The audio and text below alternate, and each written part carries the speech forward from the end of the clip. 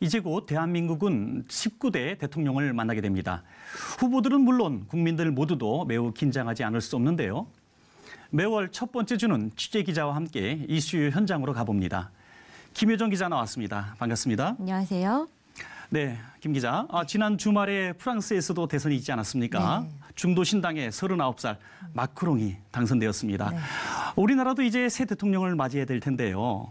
어느 때보다도 사전투표 열기가 아주 뜨거웠습니다. 네. 현장 분위기 어땠습니까? 네, 그렇습니다. 이번 대선일은 황금 연휴 기간과 겹치면서 얼마나 많은 사람이 투표에 참여할지가 가장 큰 관심사였습니다. 그래서 말씀하신 대로 사전투표율, 이 최종 집계율이 굉장히 중요한 변수로 작용할 것이다. 굉장히 많은 분석들이 있었죠. 결론부터 말씀드리자면 이틀간의 사전투표가 모두 완료된 5월 5일 오후 6시까지 최종 집계된 투표율이 26.06%입니다. 2013년에 사전투표가 처음 도입이 됐는데요. 역사상 최고로 높은 집계율을 보인 겁니다. 그만큼 탄생할 차기 대통령에 대한 국민들의 뜨거운 열기를 반영했다. 이렇게 볼 수 있겠습니다. 네, 그렇군요. 역사상 최고의 사전투표율. 정말 대단한 기록을 남겼는데요. 그렇다면 이전과 이렇게 확연하게 다른 그 이유는 무엇일까요? 네, 표심이 미리 굳어졌기 때문이다라는 분석도 있고요. 또 사는 지역에 상관없이 어느 지역에서나 투표가 가능했다는 점, 이 투표의 용이성도 요인으로 꼽히고 있습니다. 그리고 무엇보다 중요한 것은 대한민국이 굉장히 어려운 시기를 겪지 않았습니까? 그래서 국민 모두가 나라의 안정과 발전을 그 어느 때보다 간절히 바라고 있다라는 점이 가장 큰 요인으로 또 꼽히고 있습니다. 이색적인 것이 좀 있습니다. 올해 사전투표에서는 특정 후보 번호를 암시하는 인증샷을 촬영하는 것이 허용이 됐다라는 점인데요. 네, 인기 연예인들과 정치인 등 여러분들이 엄지와 V 그리고 이렇게 오케이 사인 등 여러 가지 모양들을 담은 인증샷들을 SNS에 게재를 했어요. 그래서 투표 동료를 좀 유지하기도 했습니다. 네, 그렇군요. 좀 부드러운 분위기가 연출된 것 같은데요. 교계에서도 어느 때보다도 참여를 좀 열심히 한 것 같은데 네. 특별히 정의로운 대선을 위해서 교계가 많은 노력을 했다고요? 네, 그렇습니다. 갑작스럽게 찾아온 장미 대선으로 교계도 짧은 기간 올바른 투표를 돕기 위해서 정말 많은 일들을 했습니다. 정책 검증과 후보자 검증 등으로 굉장히 분주한 시간을 보냈는데요. 가장 먼저 한국기독교교회협의회는 정책 제안서를 발표하고 무상교육과 세월호 2기 특별조사위원회 출범 등의 내용을 담은 제10대 핵심 과제를 제시했습니다. 그리고 앞서 2월에는요. 일부 목회자와 평신도들이 주축이 돼서 2017 정의평화 기독교 대선운동을 창립해서 공정선거운동을 감시하기도 했고요. 또 기독교 윤리실천운동은 SNS를 중심으로 유포되는 이번에 또 가짜 뉴스가 굉장히 많이 있었는데 네. 이 검증 작업 등을 좀 펼치는 등 여러 가지 또 운동을 펼치기도 했습니다. 또 한국기독교총연합회와 한국교회연합 그리고 한국장로교총연합회도 지난 3월 포럼을 열고요. 차별금지법 제정 저지 그리고 기독문화유산보호 등의 내용을 담은 제안을 내놓기도 했습니다.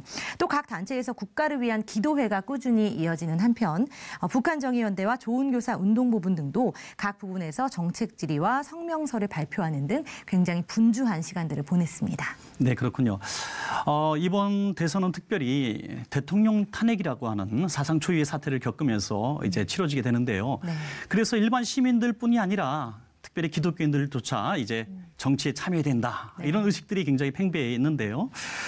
이런 상황 가운데서 우리 기독교인들이 과연 어떤 후보를 원하고 있는지 혹시 조사해 보셨습니까? 네, 그렇습니다. 2017 한국의 기독교인들은 후보 자체의 종교보다는 각 후보들이 어떠한 기독교적 가치를 굉장히 잘 구현을 해낼 것인가를 중요하게 여기고 있는 것으로 나타났습니다. 네.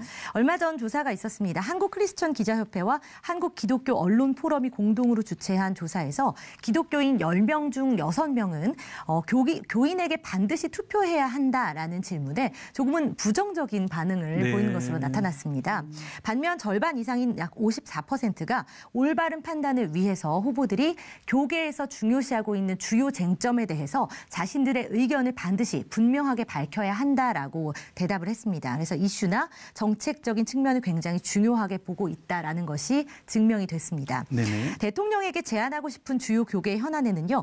약 30% 가까이가 종교인 납세 문제를 뽑았고요. 또 국정교과서내 기독교 관련 올바른 서술, 또 동성애 등을 주요한 과제로 또 선택을 좀 했습니다. 또 대통령 후보가 지녀야 할 기독교적 성품을 묻는 질문에는 1위가 역시나 정직성을 꼽았습니다. 네. 자, 그렇다면은 후보들이 가지고 있는 그 공약들을 통해서 우리 기독교인들이 어떤 후보를 지지할 것인가, 네. 또 투표할 것인가, 그 이슈들을 하나씩 점검해보는 시간이 필요할 것 같습니다. 네.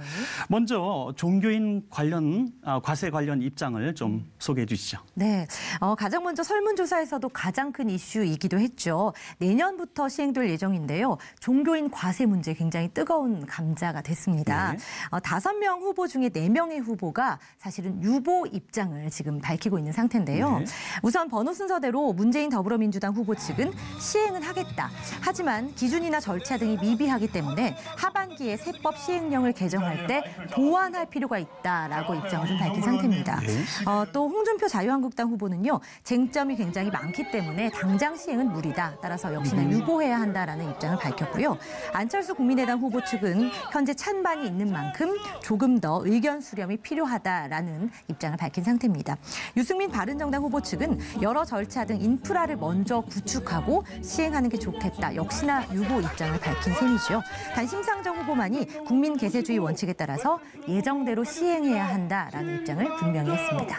네, 그렇군요. 그렇다면은 종교인 과세법은 좀 유보될 가능성이 굉장히 큰 것으로 네, 이렇게 보여집니다. 그래 보입니다. 네. 그렇다면 두 번째로 이제 동성애 관련 부분에 대해서 좀 말씀해 주시죠. 네, 사실 동성애 관련 이슈는 대선 후보들의 TV 토론회에서도 굉장히 큰 논쟁이 됐습니다. 그만큼 큰 이슈로 자리 잡은 셈이 되는데요. 네. 결론부터 또 말씀을 좀 드리자면요. 우선 동성애, 동성혼과 관련해서는 5명의 후보 중에 4명의 후보가 반대 입장을 펼쳤습니다. 네. 유일하게 심상정 후보가 찬성을 하고 있는데요. 그런데 이 반대 입장을 펼친 후보들의 입장도 좀 자세히 분석을 해보면 차이점이 있습니다. 네네. 네, 역시 후보 번호 순으로 좀 보자면 문재인 후보는 기본적으로 동성애 합법화는 반대를 하지만 동성애 합법화의 법률적인 근거가 되는 차별금지법은 또 옹호한다라는 네. 입장을 밝혔습니다.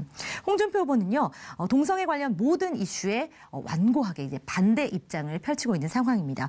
굉장히 강경한 모습을 보이고 있는데 동성애가 하나님의 뜻에 반한다라는 또 언급을 했어요. 법적으로 모든 사항을 금지해야 한다라는 강경한 입장을 펼친 상태고요. 안철수 후보는 동성결혼 합법화는 반대하면서도 동성애 자체는 찬성과 반대, 또 허용과 불허의 대상이 아니다라는 입장을 밝혔습니다. 네네. 또 유승민 후보는요, 동성애, 즉 동성결혼을 합법화해서는 안 된다고 밝히면서도 개인적으로는 성소수자에 대한 편견은 없다라는 발언도 또 내놓은 상태입니다. 네네. 네, 반면 심상정 후보는 동성애와 동성혼을 포함한 포괄적인 차별금지법을 추진할 것이고 또 동성 커플 등 다양한 가족 형태를 법적으로 보호하기 위한 동반자 등록법을 제정하겠다고 공약을 밝혔습니다. 네, 그렇군요. 또 교계의 주요 관심 분야이기도 하고 또 첨예하게 대립되는 분야가 이 안보 관련 문제입니다. 네. 북한 관련 문제인데요. 대북 문제. 여기에 대해서 결정되는 부분에 따라서 정말 기독교가 앞으로 대북 선교 또 북한을 위해서 어떻게 기도해야 될 것인가 굉장히 결정이 많이 되는데요. 그렇죠. 이에 관련해서 말씀해 주시죠. 네, 안보 이슈는 말씀하신 대로 정말로 후보별로 좀 입장차를 크게 보이고 있는 부분 중에 하나입니다. 먼저 개성공단과 금강산 관광 재개 문제에 대해서는요. 홍준표, 유승민, 안철수 후보가 재개에는 좀 신중해야 한다라는 의견을 밝혔습니다. 홍준표 후보는 개성공단 재개는 유엔 안보리 결의를 위반한다라는 내용을 분명히 했고요. 국제공조에서 이탈한다는 것을 의미한다라고 우려를 좀 표했습니다. 유승민 후보는요, 국민 안전이 위협을 받고 있고 또 핵 문제 해결이 역시나 우선이기 때문에 재개를 좀 신중해야 한다라고 의견을 밝힌 상태고요. 안철수 후보 역시 유엔 제재 국면에서 우리는 자유로울 수 없다. 따라서 원하는 조건과 시기에 다시금 협상을 시작해야 한다라고 이야기를 했습니다. 네. 이 세 후보들의 공통점이 있지요. 북한 인권 문제 해결을 위해서 미국 등 국제 공조가 중요하다라는 입장을 밝힌 거고요. 반면에 문재인 후보와 심상정 후보는 개성공단 즉각 재개를 주장을 하면서 미국과의 공조보다는 자주 국방을 강조하고 있는 상태입니다. 먼저 문재인 후보는 남북 협력은 물론 안보 차원에서도 개성공단을 즉각 재가동해야 하며 규모를 10배 이상으로 늘려야 한다라고 이야기를 또 덧붙였습니다. 심상정 후보도 개성공단과 금강산 관광을 즉각 재개해야 된다고 밝힌 바 있습니다. 네, 지금까지 아주 조목조목 후보들의 그 공약을 중심으로 기독교인들이 누구를 선택할 것인가 이슈들을 쭉 설명해 주셨습니다. 네네.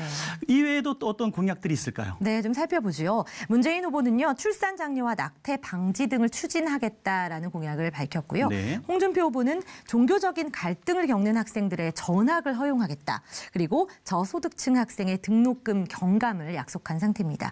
안철수 후보는요, 교과서 동성애 미화 부분을 삭제하고 또 종교의 교육권 보장 요구에 대해 다양한 정책을 고려하고 있다라는 의견을 밝혔고요.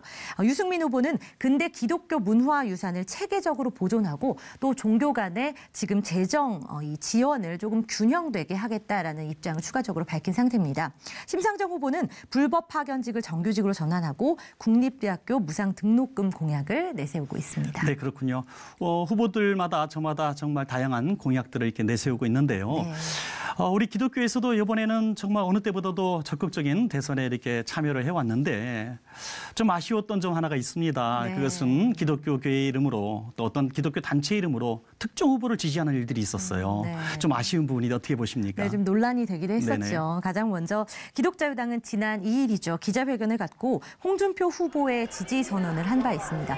그런데 좀 문제가 됐던 것이 초청 단체로 한기촌과 한교연이 포함이 됐습니다. 그런데 이 두 단체에서는 일제히 자신들은 이 지지 성명에 포함된 것이 아니다. 자신의 의견들은 그 지지의 의견과는 조금 다를 수도 있다라는 반대 성명을 내서 네. 문제가 좀 됐습니다.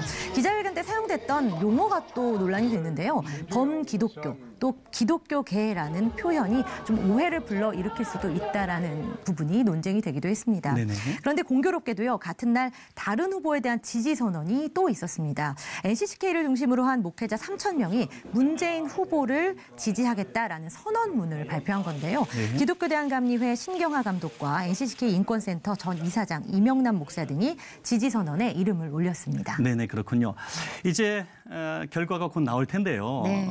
누가 대통령이 되든지 간에 우리 그리스도인들은 이제 동요하지 말고 그 새 대통령을 위해서 기도하고 또 나라가 안정되기 위해서 기도해야 되지 않겠습니까? 네, 그렇죠.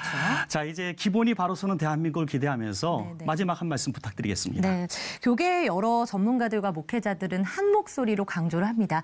하나님 마음에 합당한 지도자를 세워달라라고 기도를 하면서요. 역시나 투표권은 꼭 행사를 해야 한다라는 부분을 네. 강조한 건데요.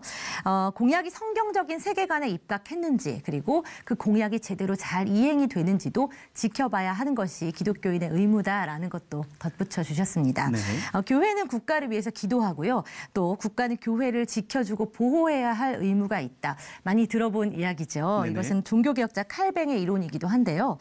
이번 선거를 통해서 국가와 교회 모두 기본을 바로 세우고 또 서로 상생할 수 있는 종교개혁의 진정한 정신이 좀 구현되기를 기대해 보겠습니다. 네, 지금까지 김효정 기자였습니다. 감사합니다.